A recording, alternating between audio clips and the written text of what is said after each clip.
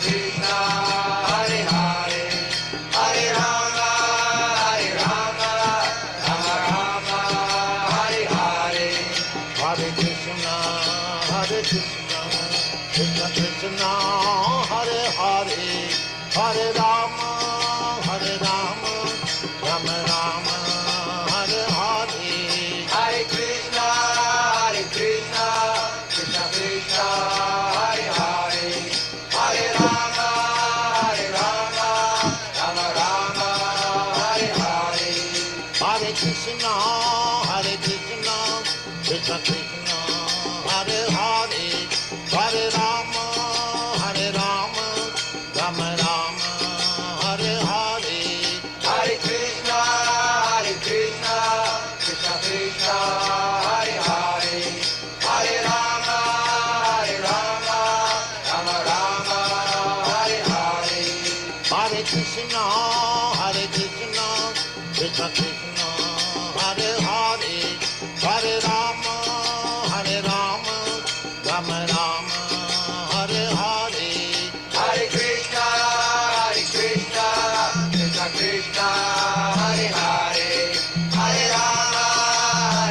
Rama, Rama Hare Hare. Hare Krishna, Krishna Krishna, Hare Hare, Hare Rama, Rama Rama, Hare Hare. Hare Krishna, Krishna Krishna, Hare Hare, Hare Rama, Rama Hare Hare. Hare Krishna, Krishna Krishna, Hare Hare, Hare Rama, Rama Rama, Hare Hare. Hare Krishna, Krishna Krishna, Hare Hare, Hare Rama, Rama Hare Hare. Hare Krishna, Krishna Krishna, Hare Hare, Hare Rama, Rama Rama, Hare Hare. Hare Krishna, Krishna Krishna, Hare Hare, Hare Rama, Rama Hare Hare. Hare Krishna, Krishna Krishna, Hare Hare, Hare Rama, Rama Rama, Hare Hare. Hare Krishna, Krishna Krishna, Hare Hare, Hare Rama, Rama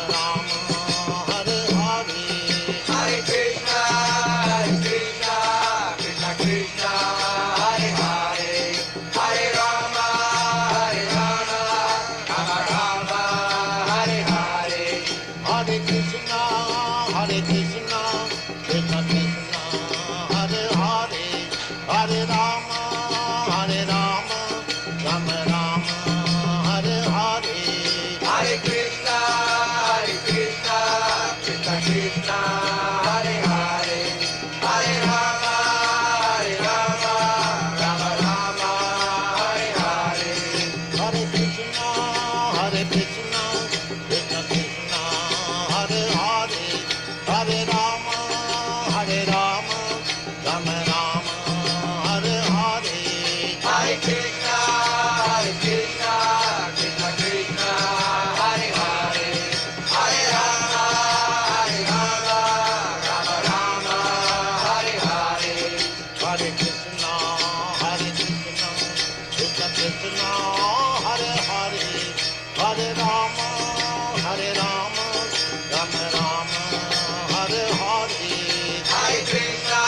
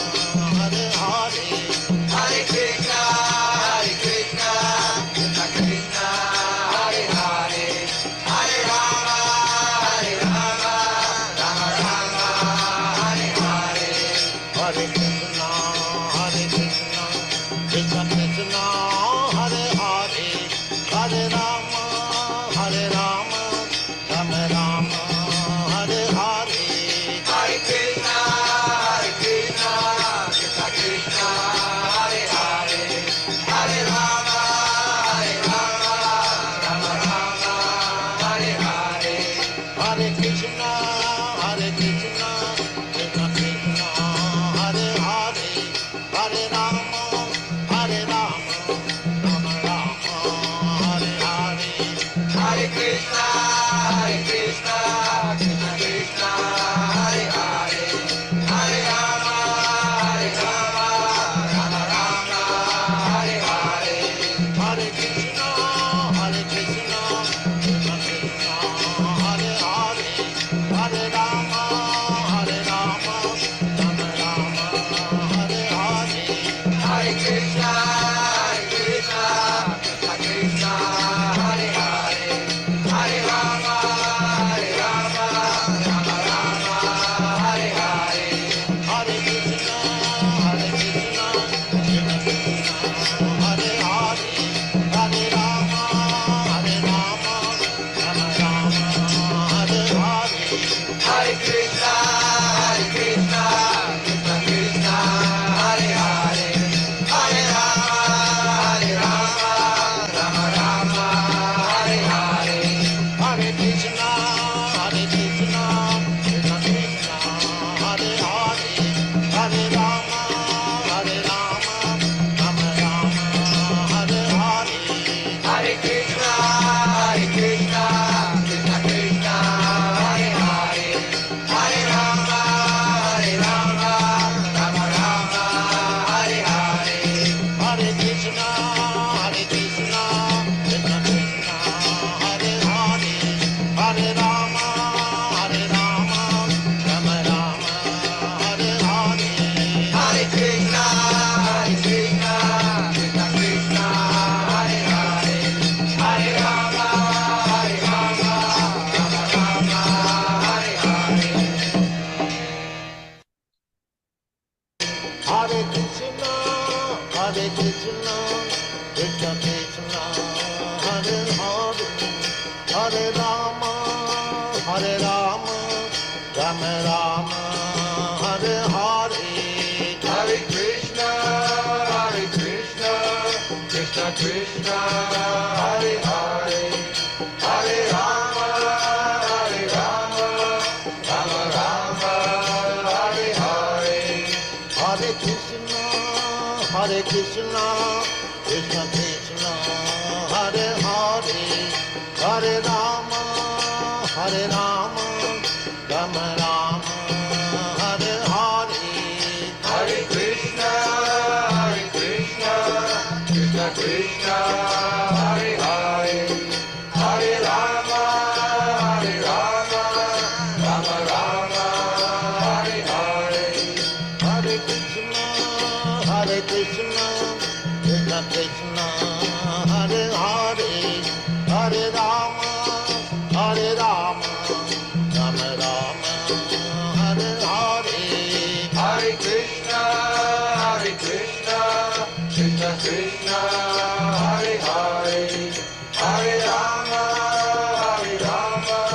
Rama Rama, Hare Hare. Hare Krishna, Hare Krishna, Krishna Krishna, Hare Hare, Hare Rama, Hare Rama, Rama Rama, Hare Hare. Hare Krishna, Krishna Krishna, Hare Hare, Hare Rama, Rama Rama, Hare Hare. Hare Krishna, Hare Krishna, Krishna Krishna, Hare Hare, Hare Rama, Hare Rama, Rama Rama, Hare Hare. Hare Krishna, Krishna Krishna, Hare Hare, Hare Rama, Rama Rama, Hare Hare. Hare Krishna, Hare Krishna, Krishna Krishna, Hare Hare, Hare Rama, Hare Rama, Rama Rama, Hare Hare. Hare Krishna, Krishna Krishna, Hare Hare, Hare Rama, Rama Rama, Hare Hare. Hare Krishna, Hare Krishna, Krishna Krishna, Hare Hare, Hare Rama, Hare Rama, Rama Rama, Hare Hare. Hare Krishna, Krishna Krishna, Hare Hare, Hare Rama, Rama Rama, Hare Hare. Hare Krishna, Hare Krishna, Krishna Krishna, Hare Hare, Hare Rama, Rama Rama, Hare Hare. Hare Krishna, Krishna Krishna, Hare Hare, Hare Rama, Rama Rama, Hare Hare. Hare Krishna, dear devotees, please accept my humble obeisances. All glories to Srila Prabhupada. Welcome to this morning's class from Chaitanya Charitamrita, Adi Lila, chapter 5, text 31 to 34. We're very fortunate this morning to have His Grace Balabhadra, Bhattacharya Prabhu, ISKCON Atlanta. Hare Krishna, Prabhu. Hare Krishna, Prabhu, please accept my humble obeisances. All glories to Srila Prabhupada. Prabhupada. Yeah, it's all yours. Hare Krishna. Hare Krishna. Jai Jai Sri Chaitanya, Jai Nityananda, Jai Advaita Chandra, Jai Gaur Bhaktavinda, Jai Jai Sri Chaitanya, Jai Nityananda, Jai Advaita Chandra, Jai Gaur Bhaktavinda, Jai Jai Sri Chaitanya, Jai Nityananda, Jai Advaita Chandra, Jai Gaur Bhaktavinda. So reading from Chaitanya Charitamrita, Adi Lila, chapter 5, starting with text 31. Brahma sayuja muktera taha nahi gati vaikunta bahire haita sabara stiti. Brahma sayuja muktera taha nahi gati vaikunta bahire haita sabara stiti. Brahma sayuja muktera taha nahi gati Vaikunta bahire haya tasabara stiti. Next. Brahma sayuja muktera tahana higati Vaikunta bahire hayata sabara stiti. Hare Krishna. Hare Krishna. Brahma sayujya mukterata nahi gati Vaikuntha bahire hai tasabara sthiti. Hare Krishna. Hare Krishna. Hare Krishna. Anyone else?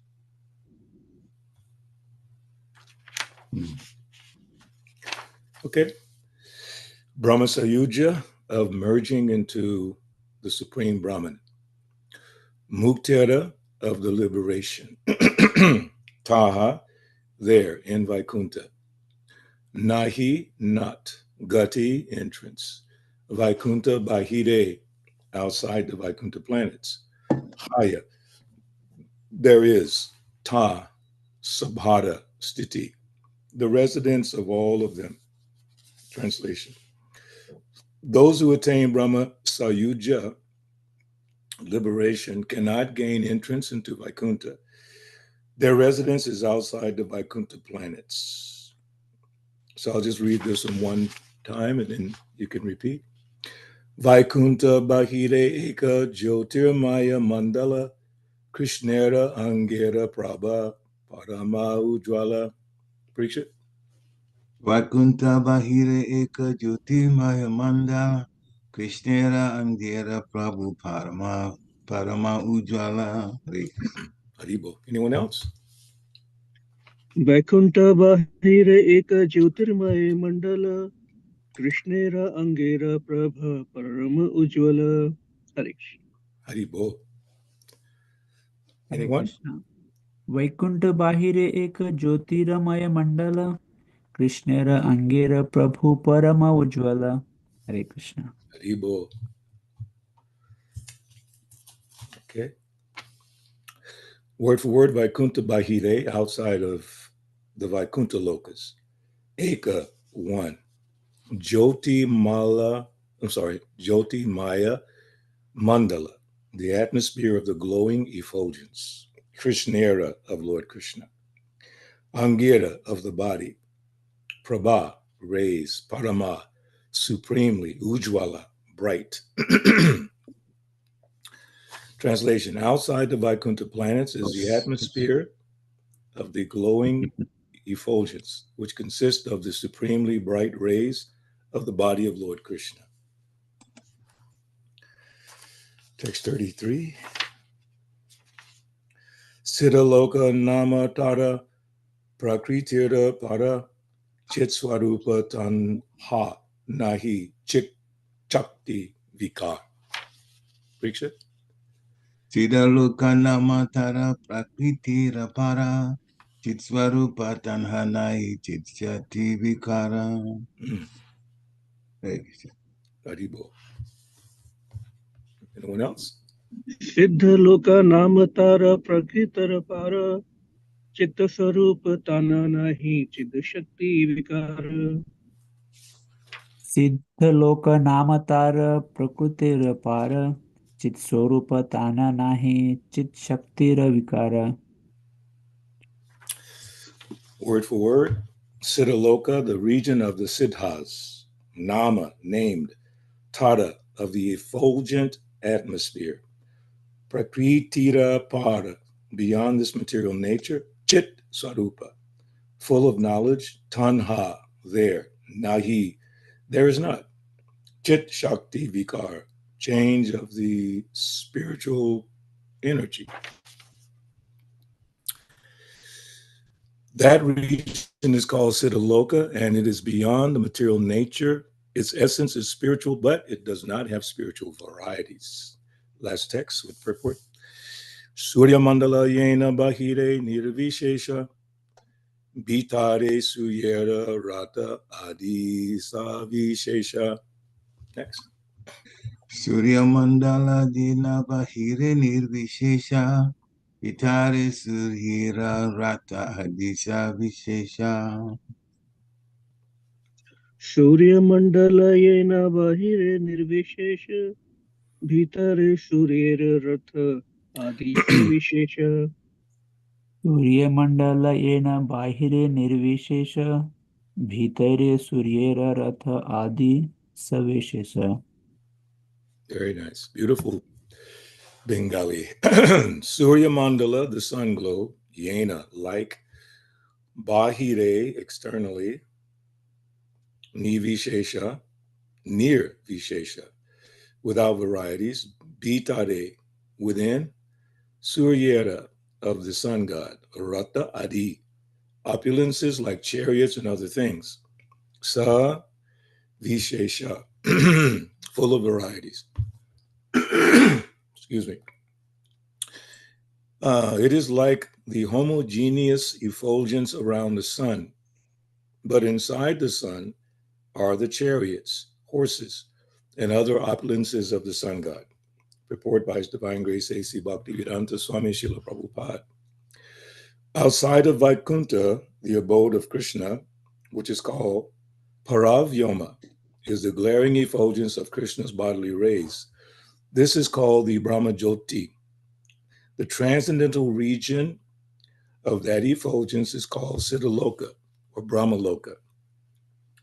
When impersonalists achieve liberation, they merge into that Brahmaloka effulgence. This transcendental region is undoubtedly spiritual, but it contains no manifestations of spiritual activities or variegatedness. It is compared to the glow of the sun.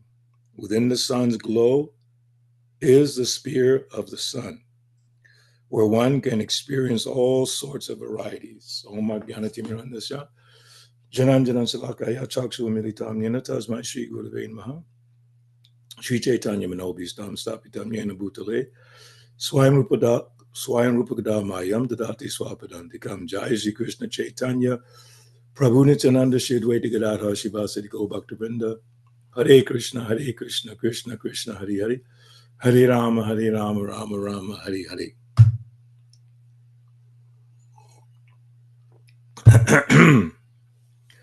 So in, excuse my voice again. So in thinking about this subject matter of impersonal realization or impersonal liberation, what came to mind was a question that why would anyone settle for Brahma Sayuja merging? What is the logic behind it? Why would someone do that?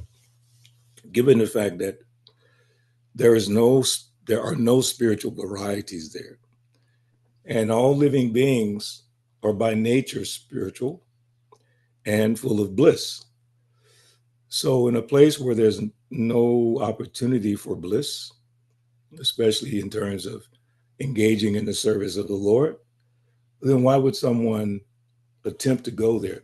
In fact, trying to go there is very difficult. Trying to achieve that is also very, very difficult. So there's a couple of things that can help us in trying to understand that. And I want to share it during this a personal experience of the fear of this eternal existence of the soul, which Srila Prabhupada will describe here in the Bhagavad Gita and some other places. Let's see, chapter 4, text 10, 4:10.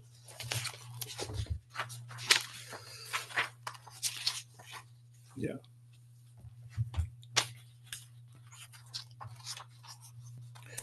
It's a lengthy purport, but I'm just going to extract different parts from it. 4:10. Vita raga bhaya krodha man maya mam upashita. Bahavo jnana tapasa puta mad bhavam agata. So there it says, being freed from attachment, fear, and anger, being fully absorbed in me, and taking refuge in me, many, many persons in the past became purified by knowledge of me. And thus they all attained transcendental love for me. So keep in mind this question that I pose, which is why would anyone settle for Brahma Sayuja, merging? What is the logic? So Srila Prabhupada so expertly gives us the logic. And when I first read this after coming to the movement, or actually even before joining the movement, I reflected again upon my own personal experience with a certain fear. So when it mentioned taking refuge in the Lord, being purified by knowledge of him, this is very interesting, and being freed from attachment, fear, and anger, because I had fear on a certain issue.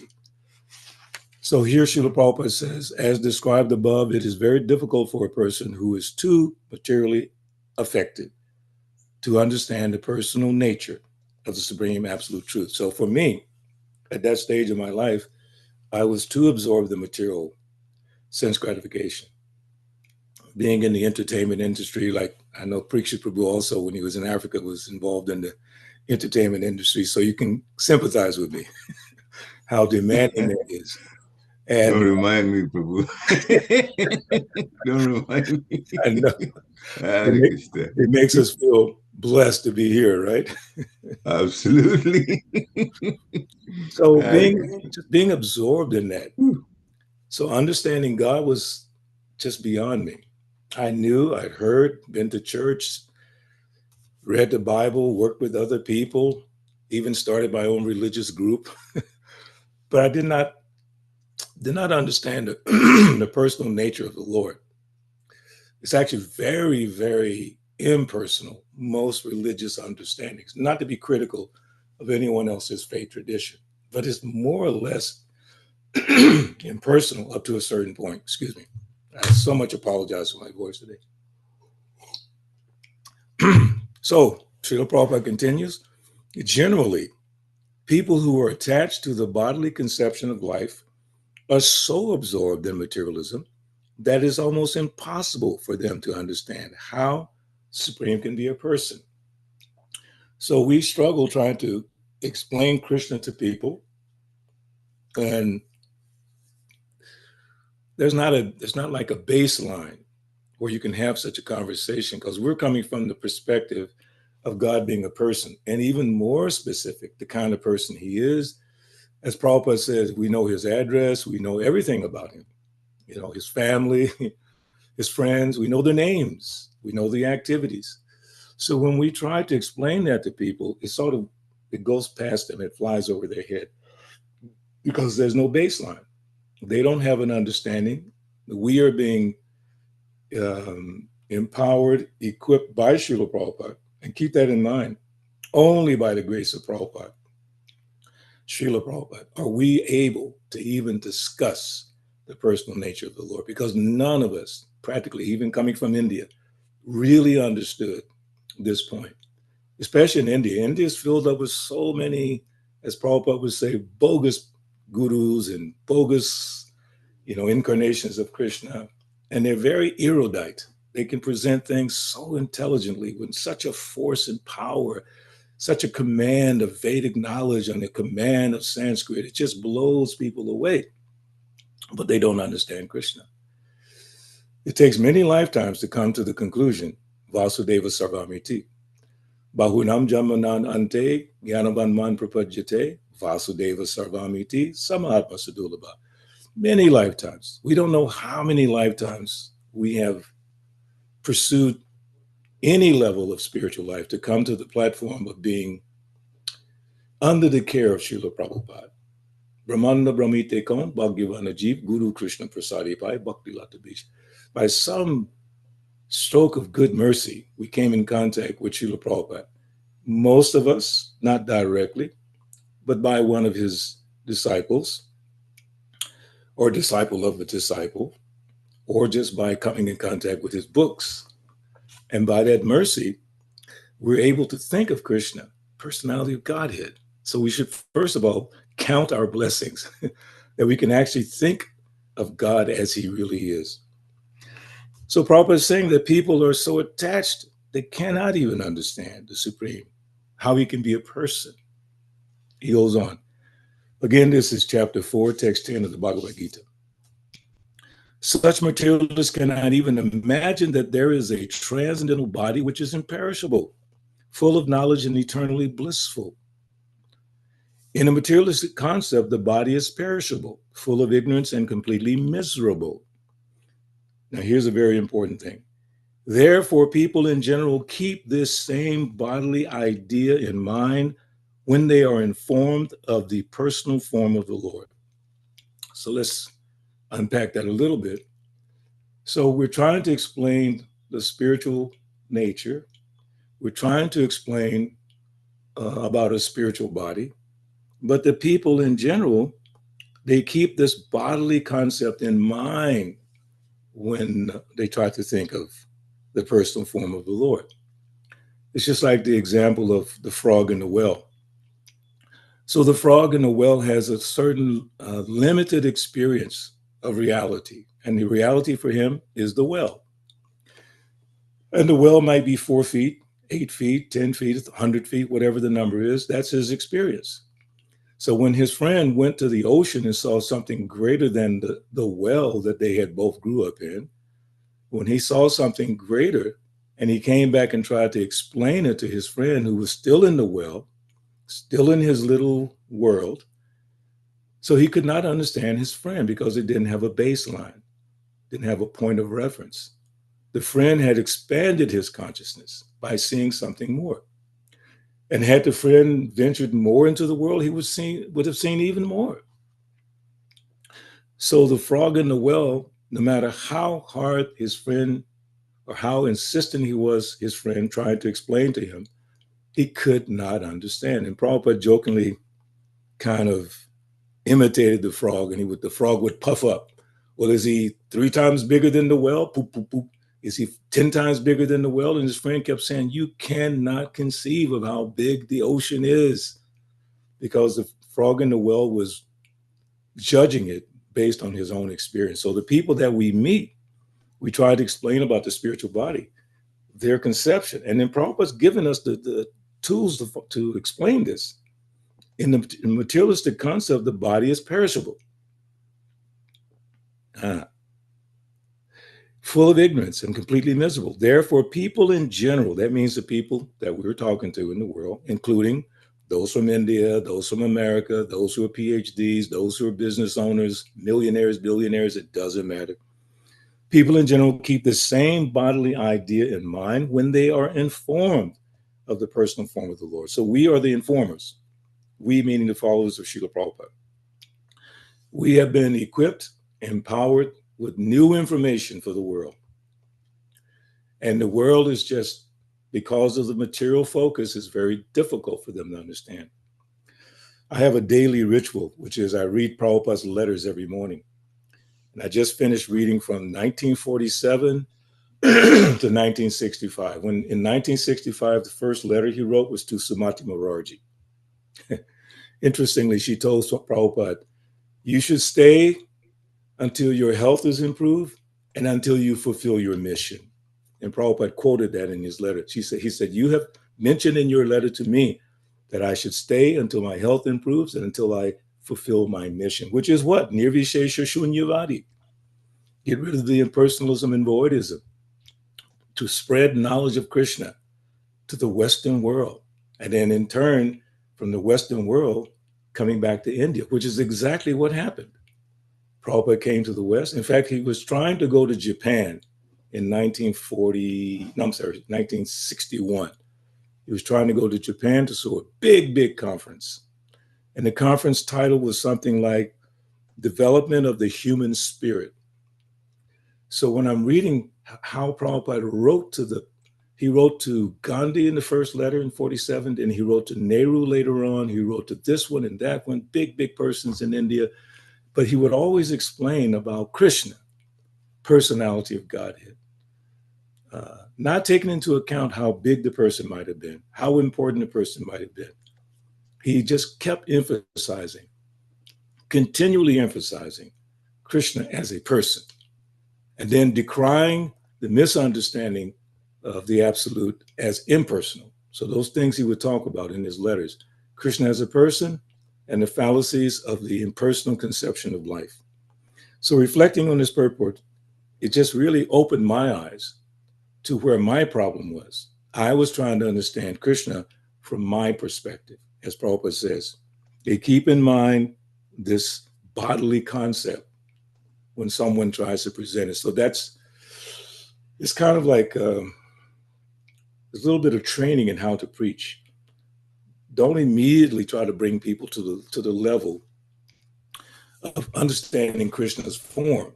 It's very difficult for them. So if you keep in mind what Prabhupada is saying, they have in their mind that everything is limited.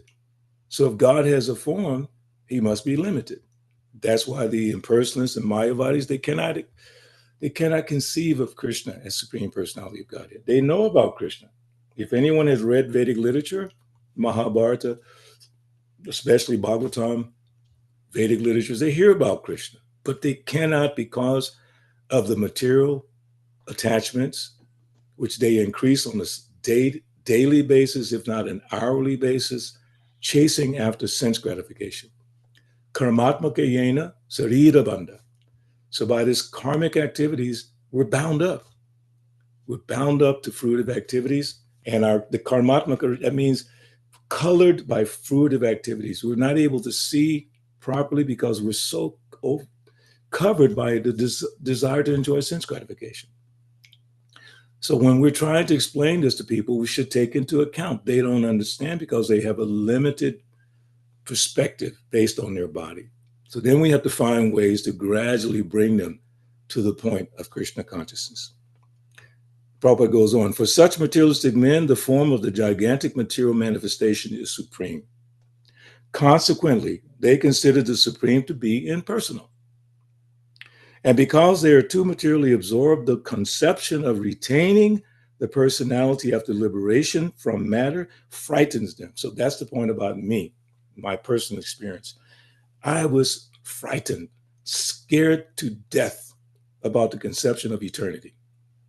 I could not, and this is me as a young person, probably 12, 13 years old. I don't know why these thoughts were coming into my mind, but it was really based on what Prabhupada is explaining to us here in the rest of this purport. But just on that point, I was frightened about eternity. I could not conceive of it. It was way beyond my capacity to even think about. When they are informed that the spiritual life is also individual and personal, they become afraid of becoming persons again. I'm telling you, for me, this was a revelation. I mean, I was confused as a young person. Growing up, I was still confused. It just, that fear stayed with me all through school. And even later on in my early 20s before becoming a devotee or engaged in Krishna consciousness, it was just with me all the time until I was reading, and then especially this particular purport, when I realized that, wow, this is exactly what happened to me. I was afraid of the idea of eternity, and it was very specific. I was frustrated with the world around me. That's why I turned to like intoxication and tried to, drown my confusion. So I just could not put it together. So then people around me, I could detect there was too much nonsense in the world. Just too much anger, too much racism, too much sexism. It was just, that was one reason why I was attracted to the hippie movement, because it looked like there was some hope for some unity in the world. But it was, the unity was based on our shared appreciation for intoxication and music, rock and roll music. It's not based on anything super philosophical. So I did not want to live forever with the possibility of having to be around people like the people I was dealing with in the world. I don't know if that makes sense, but it really touched me. That if I have to live forever with these kinds of minds and people, I don't want to live forever. So in my mind, I thought, when I die, I want everything to go blank. No more thinking, because my thinking was also a problem. My mind was completely agitated all the time. So I said, I don't want to think anymore. When I die, let it all be over. I had no idea that was akin to Buddhism. I had never heard of Buddhism, but it's very much akin to Buddhism, like annihilation of the self. So I was in this mood of annihilating awareness. Self, I didn't know much about, but awareness was something I was a little bit familiar with. So I didn't want that awareness anymore. Only up until I read this from Srila Prabhupada. When they are informed that spiritual life is also individual and personal, they become afraid of becoming persons again. And so they naturally prefer a kind of merging into the impersonal void. I don't know how Prabhupada knew my mind exactly. He just, boom, laid it out perfectly. Then I started waking up. Generally, they compare the living entities to the bubbles of the ocean, which merge into the ocean. That is the highest perfection of spiritual existence attainable without individual personality. So I remember on Sankirtan, we would always do this, not always, but sometimes we'd ask people, what is the highest truth that you know? Just to begin the conversation, just to get us on the same page. And for the most part, people don't know how to answer that question. What is the highest truth that you know? So in some cases, the highest truth is impersonalism. Some people will say God is love. God is wisdom. God is some attribute. They never say God is a person. Hardly ever will you get that answer, that God is a person. Because when they think of person, remember what Prabhupada just said, they project their limited personal, understanding of their body on the idea of God being a person. Because for them, a person cannot be all pervasive. How can a person be all pervasive and be an individual person? You're describing God as this Krishna in Vrindavan, playing with his cowherd boys and gopis, playing his flute, eating prasadam, all these things. But in their mind, that can't be God. Because God, if God is God, he must be everywhere. Therefore, they conclude he's impersonal. Wow. But that's what happens. So we know that God is a person and everything is within him, but he's not everything, but everything is him. Achincha beta abeta tattva, simultaneously one and different. So that takes a lot of courage to hold that conception in our minds. Not only courage, it requires a lot of devotional service to hold that in our mind. Because one danger for devotees is that if we I don't don't know about truly, you guys, but my computer is frozen. is mine frozen or Is yours? anybody feeling that same situation? No, it's in and out. You're good. Yeah. Okay. Thank you. We see your smiling face now. Hare So Krishna. yeah, no problem. So I think I lost where I was going with that. Anybody can help me with that? With what I was just saying? Make sure we're all still there. Anyone? We were talking about still the impersonalism and the fear. The impersonal thing, because he said if it's everywhere, then it's impersonal. Yes. Yeah. So this idea of God being everywhere. Brahmano hi pratistaham amritasya sayasya. So he's the basis of this impersonal everywhere. But he's also everywhere, but not everywhere. He's simultaneously in Krishna Lok. He also simultaneously comes to the material world, performs his pastimes. How is that possible? So we should not be naive thinking that people can understand it, because I'm being honest, I don't even understand it 100%. So how do we expect people to understand that? It's very, very difficult. But you have to remember, why is it difficult? Because they're absorbed in sense gratification.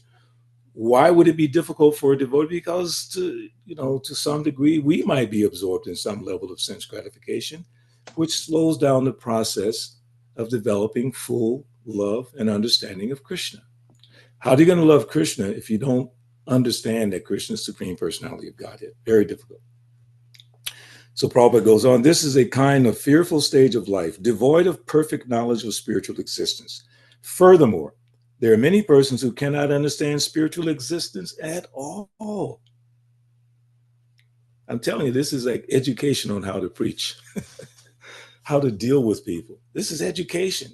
Chapter 4, text 10. Go back and study it.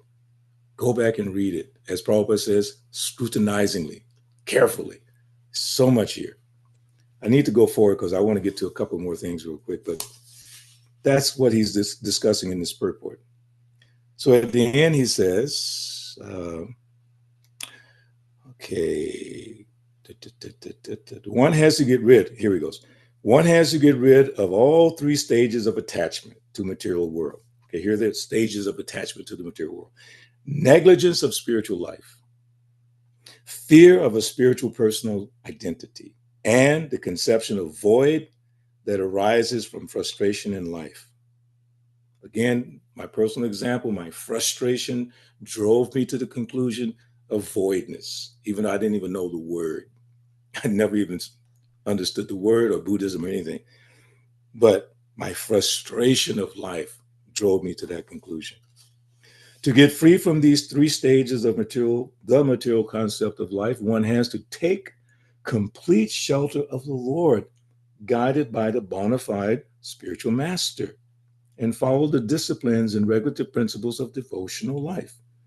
And then Srila Prabhupada quotes that verse from Bhakti Rasamrita Sindhu, Adal Shraddha Tada Sadhu Sango Ta Bhajana Kriya. Goes through that. And at the end, he says, so by the slow process of devotional service, because in those verses, the Adal Shraddha verses, it talks about the beginning and then the process and stage by step. So by the slow process of devotional service, well, keep that in mind. Sometimes we want to rush this process. We want to get to the top very quickly. We want to do it in, I don't know, a couple of years, 40 years, in my case, 51 years, still not there yet. Still working on it every day, being reminded by my own missteps that I'm not there yet. So it's a slow process. Question is, are we patient enough to go through the process? Do we have enough faith in Srila Prabhupada to stay with the process for the rest of our lives? I calculated in my life, I don't know how many more years I've got left, but I'm thinking I'm almost to the end. If I can just stay at the lotus feet of Prabhupada and keep trying, maybe that might be enough that Krishna might say, this one has done me some service. That's the only thing we should strive for.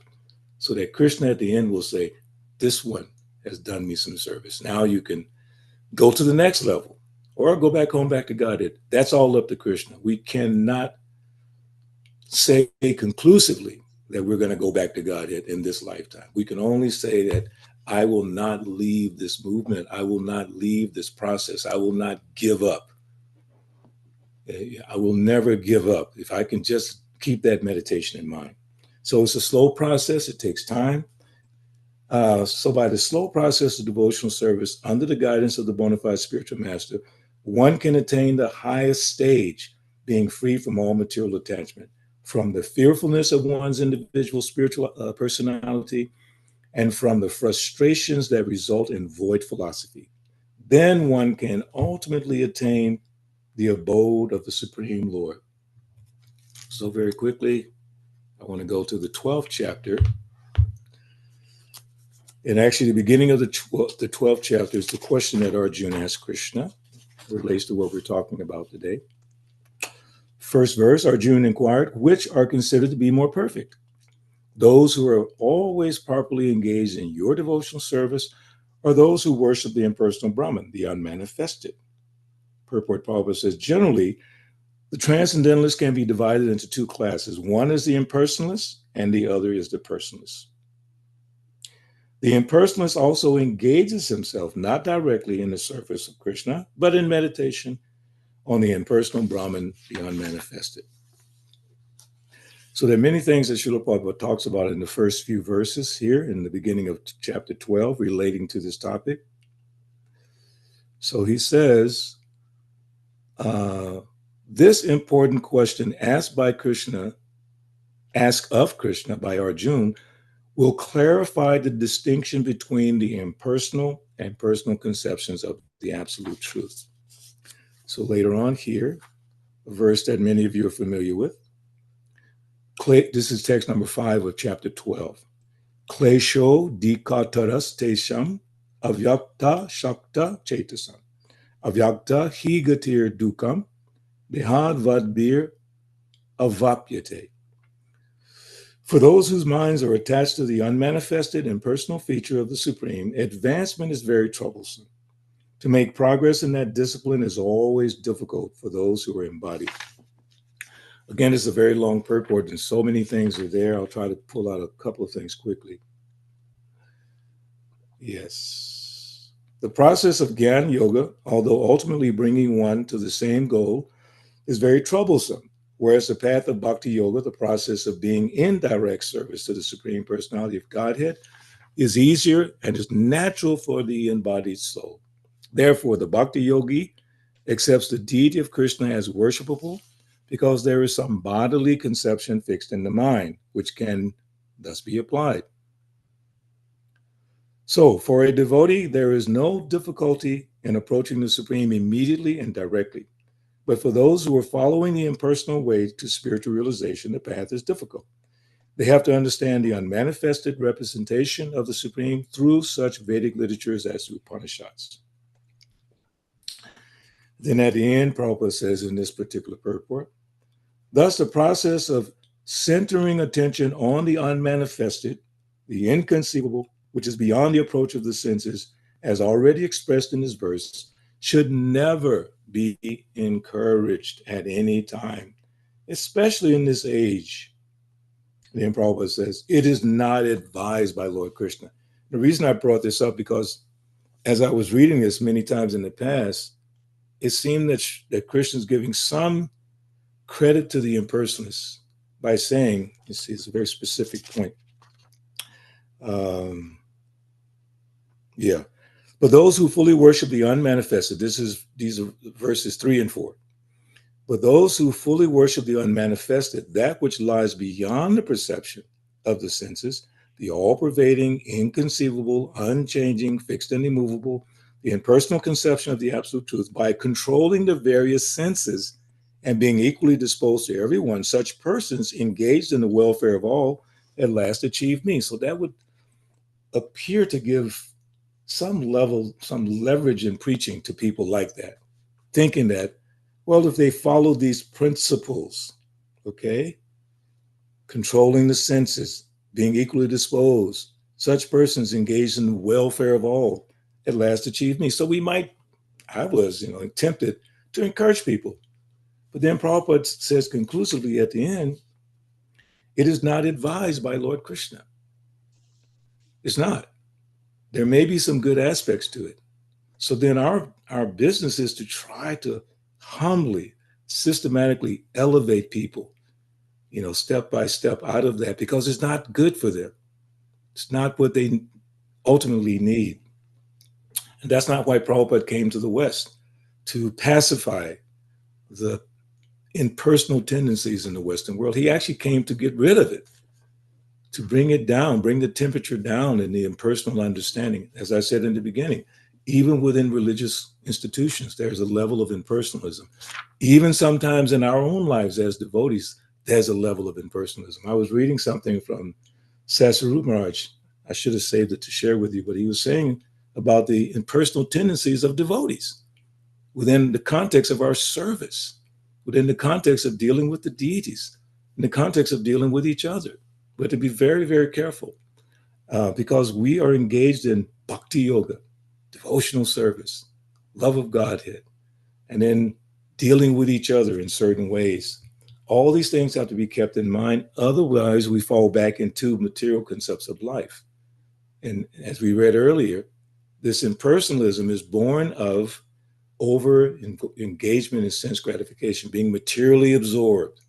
So as devotees, let us not slide into material absorption on any level, because it will push us toward this impersonalist conception, and then we'll become frustrated, because that's what happens.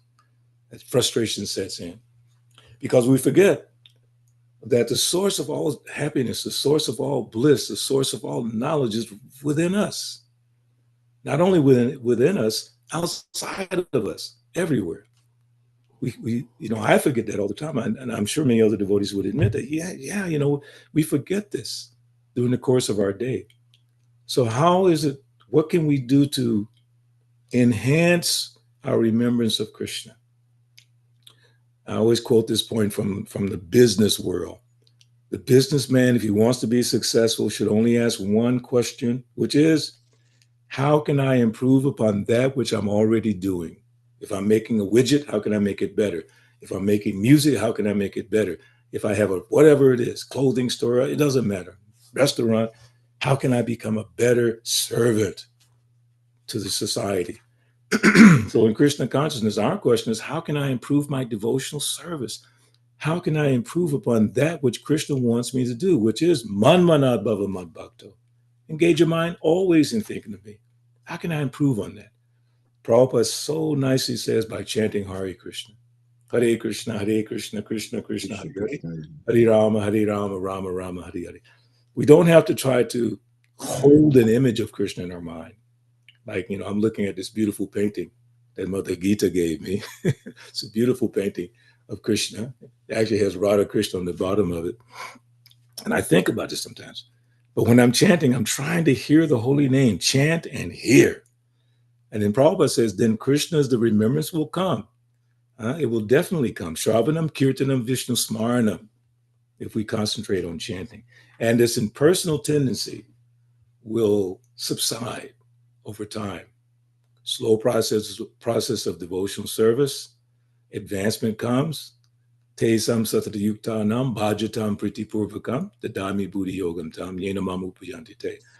By doing that service with love, especially chanting, yes, we can chant with love. I know when we talk about deity worship, worshiping the deity with love, yes. But we should chant with love. And love, a big attribute of love, is paying attention to the person you say you love. It's very important.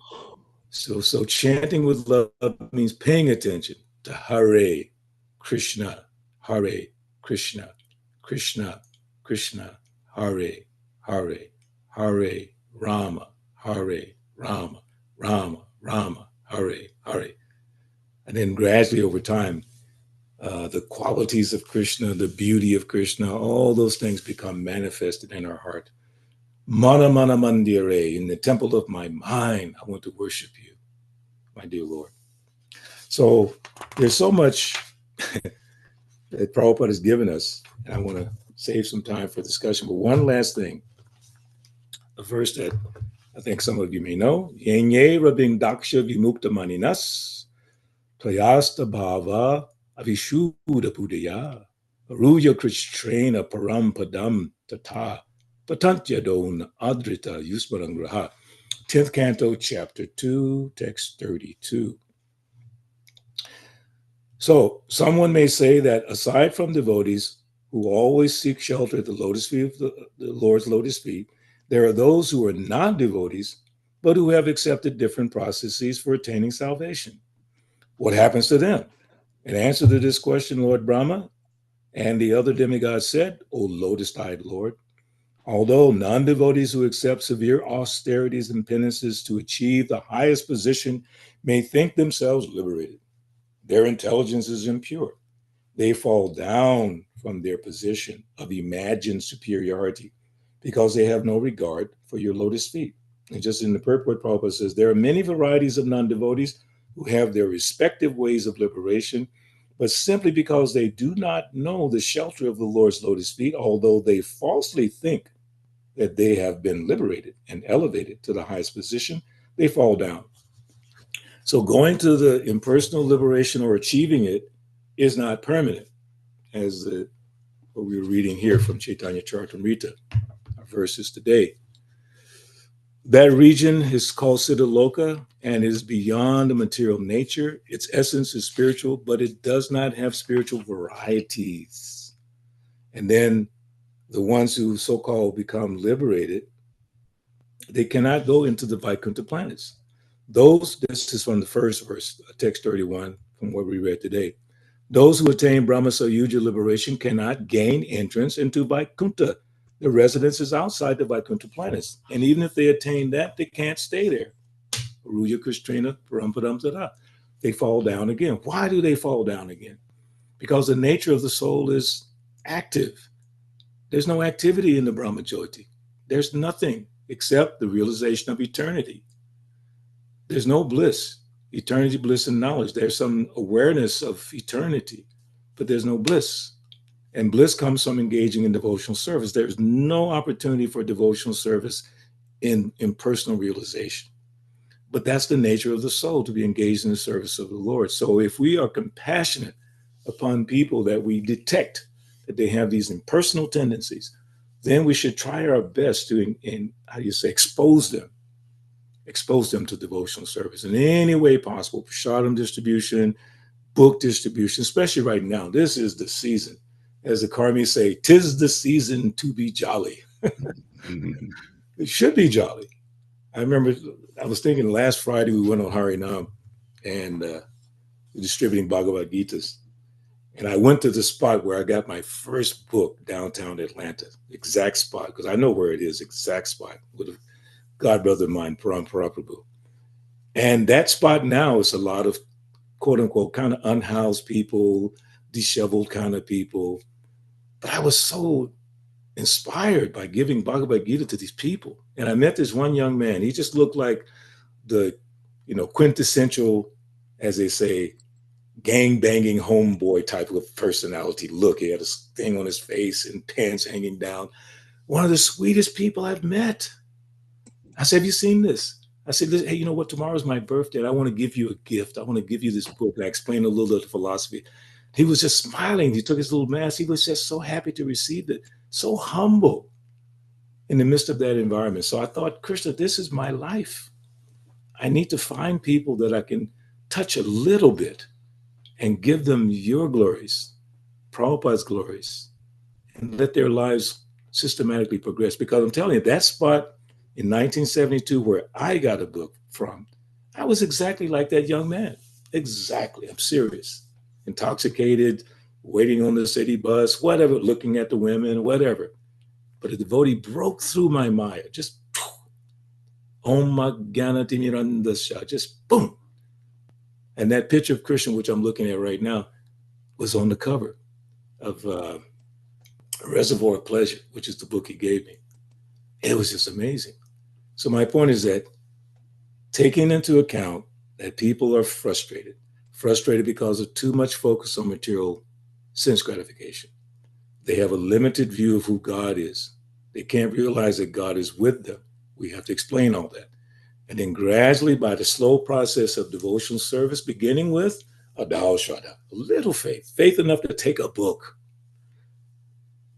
That's a lot of faith to take a book, even if it's free. It still takes a lot of faith. So that initial deposit they made by having the faith enough to listen to us and receive something from us, the Dati Pratigrinati. So, like that, we can bless so many people, especially during this time. Everybody on this call, find some way to distribute a book, even if it's only one during this season.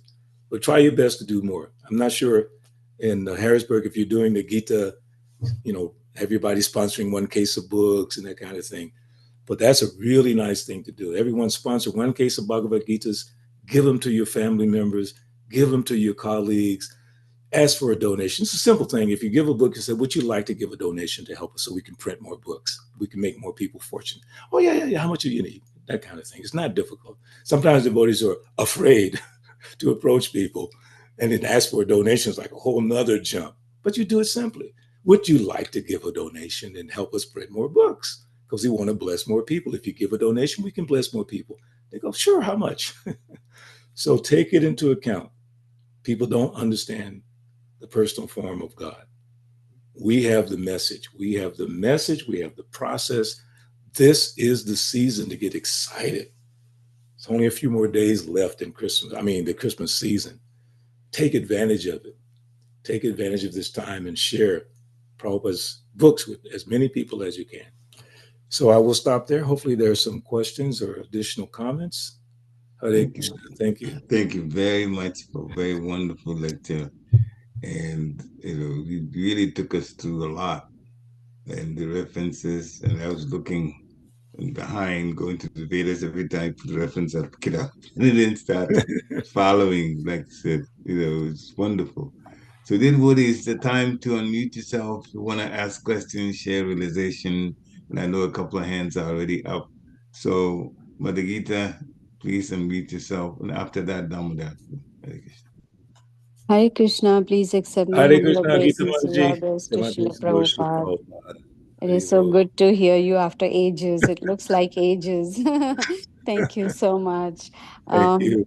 One point, of course, many points, but one of the most important points that hit my, you can say, strings in my heart was that attention is actually equal to love, showing love. So when we chant attentively, we are actually showing love to Krishna. So that is very, very powerful. Thank you so much. Thank you. Thank you. Hare Krishna. Hare Krishna. Jai. Thank you. Thank you. That point that you brought up again, Mother Gita. Thank you very much. Damodar, please unmute yourself. You can. Hare Krishna, Prabhu. Hare Please Krishna. accept my humble obeisances. All glories to Srila Srila Prabhupada. Prabhupada. All glories to the devotees on the call. Amazing class, Prabhu. Many times I feel like I don't have questions. Many times, most of the times I don't have any questions. I don't know why, but That's okay. this yeah.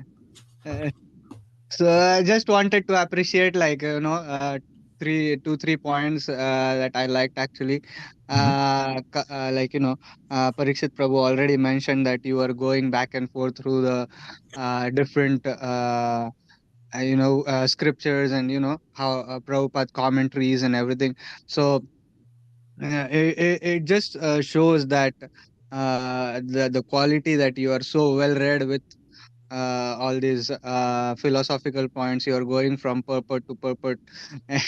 So hopefully one day I will be, like, that well read that I will be able to go through those purports, like, I remember one point, and I will immediately go through different purports and find out where I can connect those dots.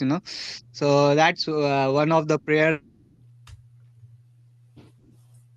that I have request, that bless me with that kind of attitude while I'm reading, and that I remember those points in future. And then the second point, as Mother Gita already mentioned, that that attention to details is equal to love. I was hearing one class, or actually, I heard one devotee who was quoting Radhanath Maharaj. He said the same thing. Attention to details is the way of showing love. How much attention you are going giving to the service you are doing, how meticulously one is doing the service shows the love. And the last point, like towards the end, you were talking about book distribution. I am one of those shy people, not going, not outgoing. And of course, last year I was doing book distribution, and of course, it's very difficult, for a person like me to ask for a donation. I'm like, Prabhuji, I have given out one book. I cannot I cannot ask for any donation. But yeah, I mean, the classes you give, uh, that motivates n- people like me, that we can like you say something more about Krishna. Yeah. So it is really nice to hear all the classes. And yeah, thank you so much, Prabhu. Hare Krishna. Yes, thank Really you. pray for With reference to that I asking for donation, like I know it's a difficult thing. Whenever I would train new devotees in book distribution, I wouldn't let them distribute books first. I'd give them mantra cards. So they get, I said, just give it out, just so they can give it out free and get used to handing things out. Now we have, by the grace of my godbrother, Palak Prabhu, we have, he printed millions of copies of On Chanting, which he gives to the temples free. So that little On Chanting book, go back and read it sometimes, because there's all this information about the holy name of the Lord. And he just give it free. So when you become accustomed to giving people something, and then in your mind you're realizing what you're giving them. You're giving them, it's almost like a ticket to a rock concert. Here's a free ticket to your favorite band's concert or your favorite baseball, football team. Really, a free ticket? Yeah, man, take it. So here's a ticket back to Godhead. Take it. So in your mind, you're thinking that. You don't tell them that, hey, here's your ticket back to Godhead. It'll like freak people out. But in your mind, I'm giving this person connection to Krishna. Wow. So you're thinking, what a great thing you're giving. You have to have pride in Prabhupada's books. That's the first thing for me, having pride in Prabhupada's books. When I hold Prabhupada's books in my hand, it's so finely printed, so expertly done. Who am I to be distributing or selling a book of this quality? This book should be in the bookstores, and they are. Should be on Zoom. I'm sorry, what do you call it? Amazon. They are. Here I am with this thing. So your mood is like in your heart when you hand it to someone. All of that has to go. What power this book is giving to you. So as far as a donation, you just say, would you like to give a donation? That takes a lot of pressure off you. When you say to a person, would you like to give a donation? And you say it with a smile, say it with a humble heart. Would you like to give a donation to help us? Because if you give a donation, we can print more books and we can make more people fortunate. And then you smile. And most people say yes or no. If they say no, that's no problem. It's okay. Please just make sure you read it. Or if they say, sure, how much? You say whatever, $5, $3, 10, whatever you can give. So that takes a lot of the fear. So I just wanted to share that with you, Prabhu. Yeah. And one more thing I just realized when I am looking at the devotees coming from different backgrounds. Like when we are at various levels. I have heard story about you. I have seen myself, and then other devotees as well. One thing I realized that the background from what we have seen, what Prabhupada's book can do, that also adds to the conviction. Like you have seen that hippie culture. I haven't seen that hippie culture, so my conviction is not that strong that I can approach a not very sober guy. It's difficult for me. Like that. But you have that conviction that, oh yes, I can. This person still has a potential to go back to Godhead, like that. So Yeah, yeah, that's one of the things I'm seeing right now. Right, good if you point. could. Just remember the initial persons that Prabhupada had to approach and who approached them were from the intoxicated class. They may not look like the homeless people that you see on the street now, but had you met, and you can look at the old movies of Prabhupada chanting, the people in that park were intoxicated like who knows what. They may have been white Americans or whatever they might have been, but they were intoxicated. And Prabhupada blissfully, lovingly gave them Krishna in the midst of their craziness, in the midst of all their nonsense. He was there giving them Krishna. So you have to remember those kinds of things. The sacrifice that Prabhupada made as an old man from India in a country where there were practically hardly any Indians. And he gave this Krishna consciousness. So that's like a heavy weight on our shoulders. And when we hesitate to give Krishna, we have to think of what Prabhupada did to make sure that we got Krishna. So just keep that in mind. Nitya Gopal Prabhu. Hare Krishna, Prabhuji. Dandavat pranam, Jai Prabhu. Shri Prabhupada. My Dandavat to all, to you and all devotees on the call. Such a wonderful, wonderful class, Prabhu. So nice points. Specifically, yeah, as like Damodar Prabhu mentioned, I am also like a little bit interested in book distribution. When you speak on that topic, it's very relishing, encouraging, and always it adds up to our ability to go out and distribute the books. So wonderful. I think yeah, you mentioned sponsoring the box of Bhagavad Gita. Yes, we are doing small scale and we are doing it, but that really reminds me to work more in that area, and since we have still some days left to take part in the Prabhupada marathon, and your thoughts and encouragement and enthusiasm definitely give us the input to go more out and do more book distribution. That's so nice. I like the point you are reading, as like Damodar Prabhu mentioned. That helps a lot when we read from Srila Prabhupada's book. During our conversion, we stick with the point Prabhupada is mentioning, the philosophy, Yes. the way Yes. Prabhupada wanted us to study the subject matter. That helps very much, and I really appreciate that. Thank Being you. yeah, that's so wonderful. And it's very interesting. I think Damodar Prabhu mentioned the word commentary. Yeah, he said Correct. that because a lot of time devotees, they refer to commentaries by different acharyas, and it's fine. I mean, I'm not decrying that. But we have the commentaries by Prabhupada. And I very rarely hear people say, like Damodar just said, commentaries, Prabhupada's commentaries. That lit up my heart. Wow, I think we're missing something. We have the commentaries of Srila Prabhupada. Like someone say, I have the commentary of Vishwanath Chakravarti, I have the commentary of this, that. That's fine. But we have the commentaries of Srila Prabhupada in all his books. It's incredible. So I think we just need to refer more directly to Srila Prabhupada's commentaries and go line by line, scrutinizingly, trying to understand, putting it into context, putting it into our personal experience. It's called Jnana Vijnana. Knowledge, then practically apply the knowledge, practically apply it. And then we can tell people what we have experienced by chanting Hare Krishna, by doing that. So thank you very much for those encouraging thoughts. Thank you. Thank you so much. Thank you so much. We're getting so much wisdom, so much help.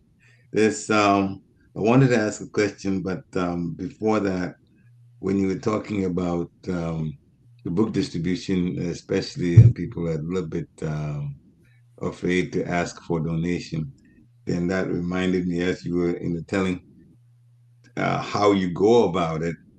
I wanted to make the point that many of us have met salespeople before, and they've met salespeople before, and they put a smile on their face. And if you want to buy a car, you go to a dealership, you salesperson you're gonna run into immediately. They come to you, they ask you different things. But I got into trying to sell, and I took a course in sales. And one thing that's become very clear to me is that even though salespeople talk conversationally, believe you me, they have memorized what they're speaking. You don't think they make you memorize it, and then they say it, conversationally. So as soon as he said, remember, Would you like to? I've actually wrote it down. Would you like to give a donation? Here, I scribble so much. Would you like to help us by giving a donation? Because if you give a donation, it will help us to print more books so we can help and bless more people. Memorize that. That's what all you do. You memorize that, you say it exactly that with a smile on your face. And they think you're just conversing with it, but actually you're saying something you memorized. Yeah. And they taught us do this, and go sequentially with all this memorization. If they object, this is what you say. This is what you say. And we just learned it like that. So they say no, and you say, that's all right, but make sure you read it. Yes. Read the book. They say yes, how much? And you say, $3, $5, $10, whatever you can give. So I wrote the whole thing down because you memorize it. You just simply memorize and just say it. And you sound like $1 million. I just want to put that thing out there. Now I have a question. Yeah, go ahead. If I can say something very quickly, this one Hey, we can Anasuya. Hare Krishna, Prabhu. Accept my obeisance, August and Prabhupada. I was really enjoying Parikshit jotting down your words that I was going to say Balabhadra Bhattacharya Prabhu Sutra. But that's what they do in sales, though. Thank you, Anasuya. Yeah. You memorize and then you say it. Then it becomes part of you. Yeah. How you done that part conversation.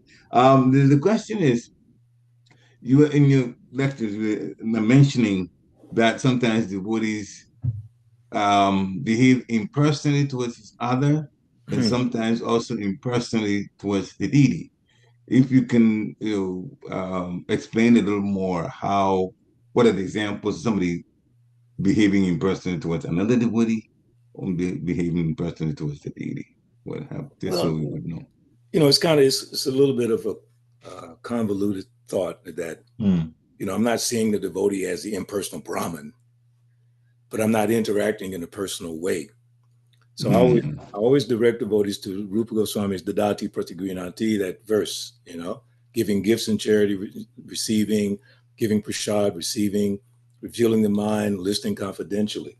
That is the epitome, if that's the right word, of personalism. We're dealing with each other in a personal way, in a loving way. The impersonalists don't deal in a loving way. So when devotees don't deal in a loving way, that's heading toward impersonalism, not dealing in a personal way. It doesn't always mean just the idea of the supreme absolute truth, the Brahman effulgence and all that. No, we're talking very practical, that we don't pay attention to each other. That where's the love? Preacher has that old song, where is the love? Yeah. Where's the love in our exchanges with each other? When we don't show love to each other, we're acting impersonally. We're not relating to the person. And a step above is that Krishna, in the form of the super soul, is there in the heart as well. So we talk about paying attention with attention being a part of love, loving expression. Then I'm in front of you, super soul is in your heart, and I'm not expressing any kind of loving exchange. So that type of impersonalism, not the impersonalism of merging into the Brahman effulgence, but not seeing the personal form of the Lord or not dealing with each other in a personal, loving way. And you don't have to speculate about it. Go to Shastra, Nectar of Instruction, Rupa Goswami. I forget what's the number of the verse. I can't think of the number right now, but Didati Pratigrinanti, Guyama Gyati Prichati. What's the rest? Bhunte Bhujayati Chaiva. Yeah, I like that. Bhunte Bhujayati. I love that prasad part, okay? I was so fortunate the other night, devotees gave me a little birthday party. My God, so much cheesecake, my head was spinning because they know I love cheesecake. So I know devotees love me because they give me prasadam or they inquire confidentially and we discuss back and forth. I mean, so many exchanges of love. So the impersonal thing amongst each other, we have to be attentive to that. Don't let it happen. When you see devotees, you're in their presence, smile and say, Hare Krishna, what's the problem? Even if I had a fight with you the day before, okay, I've had many disagreements with devotees. When I see you again, I got to let you know that it's okay, Prabhu, Mataji, it's okay. I'll smile at you, shake your hand, whatever, So you can know we're fine, we're okay. Maybe we don't agree on something. That's okay.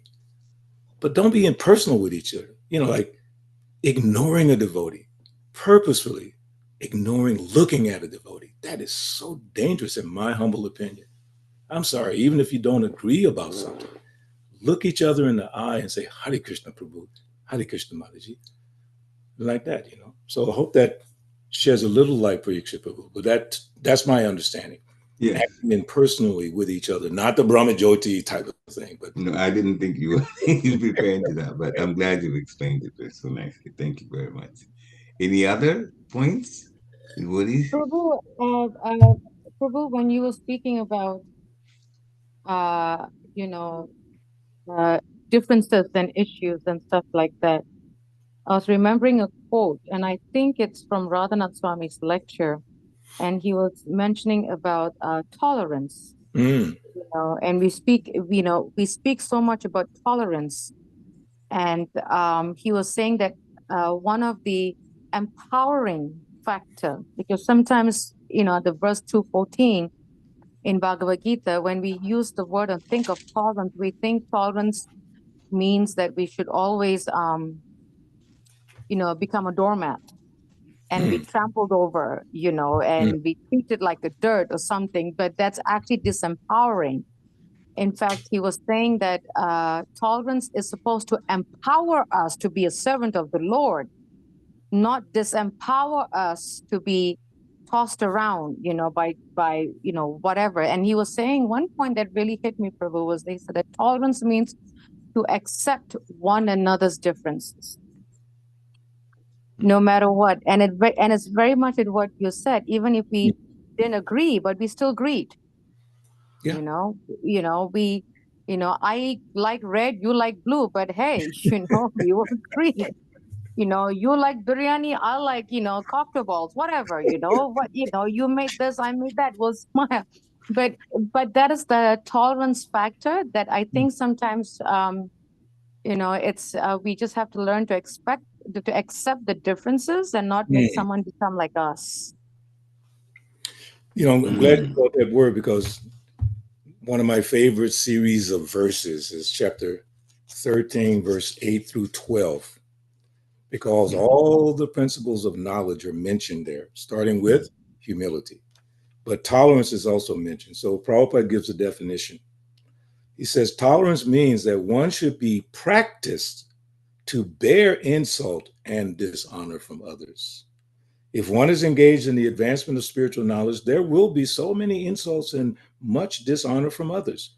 This is expected because material nature is so constituted. Even a boy like Prahlad, who only 5 years old was engaged in the cultivation of spiritual knowledge, was in danger when his father became antagonistic to his devotion. The father tried to kill him so many ways, but Prahlad tolerated him. So there may be many impediments to making advancement in spiritual knowledge, but we should be tolerant and continue our progress with determination. So the essence of that for me is that no matter how difficult it is dealing with people, I told you from my experience, I didn't want to live forever because I didn't want to have to deal with people anymore. I'm just sick of it, done with it. Just let me die and just let it all go black. But had I known a little more about tolerance of the people around me causing me so much difficulty, not me realizing that those difficulties were presents from the Lord. You remember, Anasuya, how we always talk about that Christian phrase, when God wants to send you a gift, he wraps it in a problem. It looks like, this person, huh? This person, somebody's causing me difficulty. That's a present. What is that present? So we can practice, as you quoted, 2:14. What is it? What is 2:14? Agama payano nityas tam tatikshas abharata. Learn to tolerate. So when in the process of learning, you will be tested. And then Prabhupada says right here, he says in that 13th chapter, verses 8 through 12, as for actual advancement in spiritual science, one should have a test to see how far he's progressing. He can judge by these items, which are verse 8, chapter 13, verses 8 through 12. You can judge. Am I making progress? And then humility is the one I always quote. As for the knowledge outlined here, the items may be analyzed as follows. And I've heard so many definitions of humility from devotees, but I challenge devotees. Tell me what's Prabhupada's definition. And most people don't even remember. He says, humility means that one should not be anxious to have the satisfaction of being honored by others. The material conception of life makes us very eager to receive honor from others. But from the point of view of a man in perfect knowledge, who knows that he is not this body, anything, honor or dishonor pertaining to his body is useless. So again, the commentaries of Srila Prabhupada. Thank you, Damodar Prabhu, for bringing that word. The commentaries of Srila Prabhupada will resolve all of our problems, all of our issues. I love it. Thank you very, very much. Thank you very much for this wonderful, wonderful lecture. Any last questions from the devotees? Yeah, I like the There's a question in the chat, by the way. Oh, yes, there's something in the chat. There's a question in the chat from Dear Krishna. Dear Krishna Prabhu, so maybe that would be our last question. Okay. So, Hare Krishna Prabhu, please accept my humble obeisances, all glories to the Prabhupada. Thank you, Nancy, for bringing it up. Thank you for a beautiful class. The real challenge in devotee relationships is finding the trustworthy person unless we are very fortunate. Human mind and relationships are very complex. Are there any tips on being intelligently discriminating and making sure that we are not revealing too much with the wrong person? Okay.